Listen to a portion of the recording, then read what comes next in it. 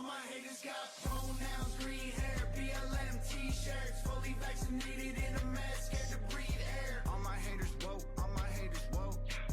All my haters woke, all my haters. All my haters like to burn flags, protest, wear drag, no offense. All my haters liberals and they ain't making no sense. All my haters woke, all my haters woke. All my haters woke, all my haters, all my haters, all my haters woke. They afraid of facts, they don't think you worth the air you breathe unless you gay or black. All my haters hang out with Antifa waving rainbow flags. All the dudes who hate. All right, ladies and gentlemen, today we are talking California politics, voting choices, corruption, ballot measures, and why I'm voting the way I'm voting. And before people start throwing emotional tantrums in my comment sections, relax. This is my opinion. This is America. You have every right to vote however you want. But I also have the right to tell you exactly why I believe California is in serious trouble and why I think people need to wake the hell up before this state completely collapses under corruption, bureaucracy, political insanity, because way too many people are voting emotionally now instead of logically. They vote based on headlines. They vote based on social media. They vote based on optics. They vote based on anti-Trump emotions instead of asking themselves one simple question. Is California getting better? Because if you're really being honest, the answer to that is hell no. Look around you. Look at the homelessness crisis. Look at crime. Look at businesses fleeing California. Look at insurance prices. Look at rent. Look at taxes. Look how hard the working people are struggling just to survive. And while California is drowning, politicians keep blaming somebody on the other side of the country instead of fixing the disaster happening right here. Stop looking beyond the state lines for 5 damn minutes. Pay attention to what's happening in our own backyard. Now let's talk governor. Originally, my support was behind Chad Bianco. I still respect Chad Bianco.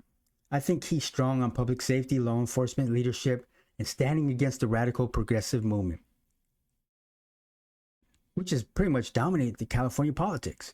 But after really digging deeper into the race, I've shifted towards Steve Hilton. And here's why.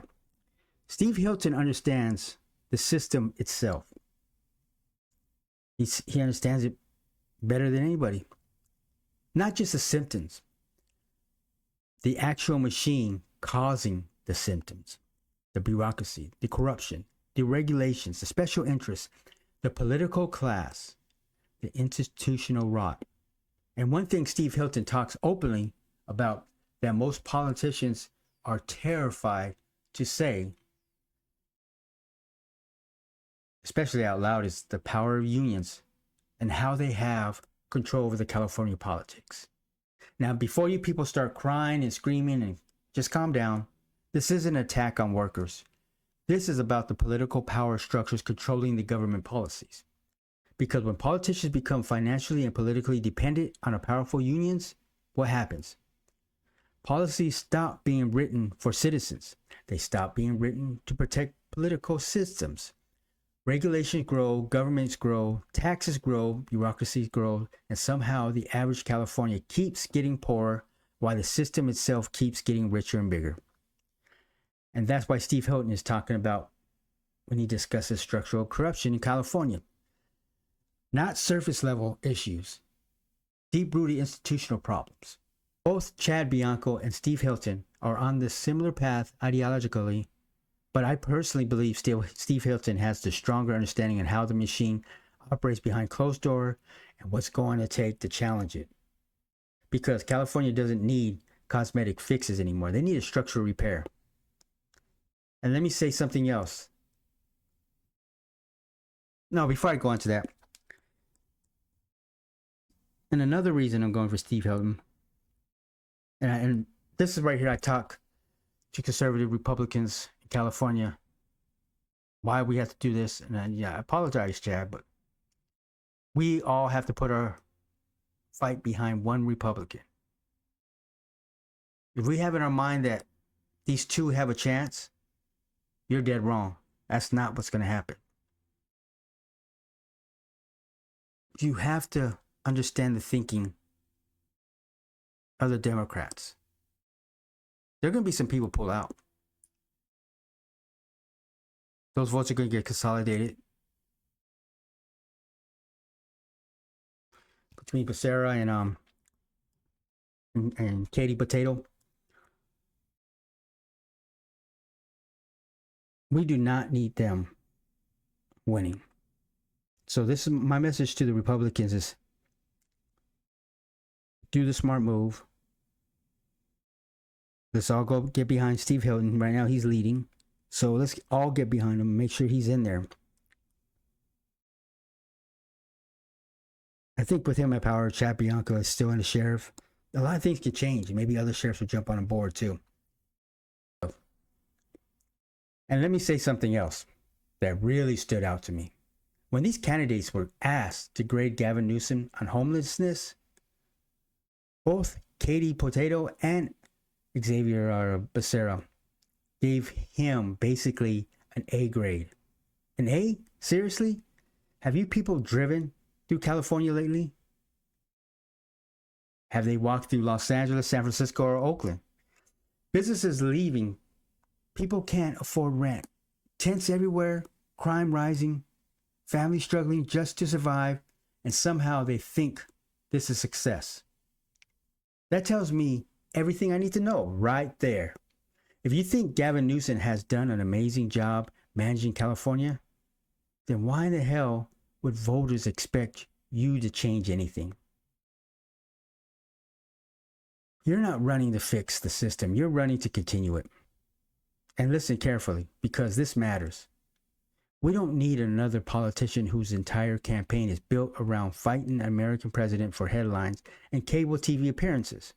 We need leaders willing to fight for the American citizens here in California. Fight for the affordability, fight for the public safety, fight for the working families, fight for small businesses, fight for people who are tired of feeling abandoned in their own state. Because if your answer is California's current condition is everything's going great, then you're completely disconnected from what ordinary Californians are living through every single day. And another thing, people better wake up to how independent journalism is exposing things the establishment clearly does not want exposed. Look at what Nick Shirley has approved, or what he uncovered.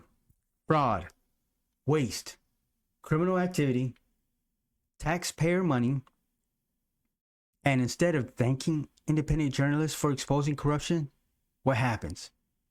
They go after them. According to Kyle Matter's article, Nick Shirley himself posted a 25-minute video confronting Democrat legislators and pointing out the Assembly member Mia Bonta. The author of the proposal is married, get this, married to the California Attorney General Rob Bonta.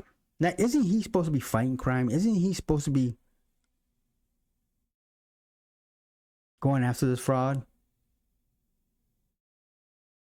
And while he's telling you that, he's doing this behind him. He said, hey, go ahead and drop that. That's crazy.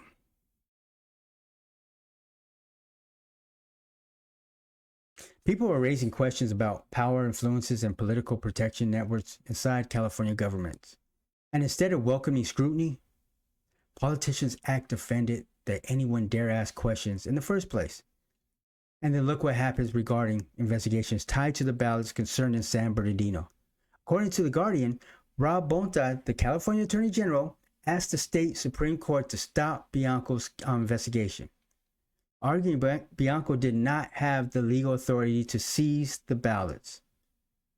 Now, whether you agree or disagree politically is not the point. Citizens should want transparency. Citizens should want investigations. Citizens should want answers when concerns are raised. But instead, too many politicians act like questioning the system is somehow dangerous. And why? Because transparency threatens corrupt systems. And then people wonder why trust in the government keeps collapsing. Even CNN has started touching stories that sound more like actual journalism. Again. But instead of going after the truth, they are trying to discredit Nick Shirley. Because the second an independent journalist starts uncovering uncomfortable truths, suddenly they become the problem instead of the corruption being exposed. When are you people going to wake up and realize what is actually happening? This isn't about left versus right anymore. This isn't about whether government serves citizens and whether citizens exist to fund and obey a broken political machine. And I already know some people hearing this are instantly thinking, oh, here comes MAGA. Oh, Trump supporter. Oh, anti-Democrat. See? That right there is a smokescreen. That's a tedious distraction that keeps talking about whether you love Trump or hate Trump. Because whether you love Trump or hate Trump should not decide every California election and policy decisions. You should be asking, who is protecting the California citizen? Who is protecting the taxpayer? Who is exposing the corruption? Who is trying to fix affordability? Who is trying to fix crime? Who is trying to challenge the broken system itself? What matters, and look, if somebody still decides to vote purely based on anti-Trump emotions instead of policies, investigations, results, and facts, hey, that's your right. This is America. You absolutely have that freedom to vote however you want. And I absolutely have the freedom to say, I think you're a dumbass. That's freedom. Now, before people start screaming online, understand something. I can debate this. I can bring receipts. I can bring data. I can bring examples. I don't just repost slogans and activism. If you guys ever pay attention, the memes I post are ones I create. That's why it says created by SergeantO on the bottom. So people know I created it. They can challenge it all they want, but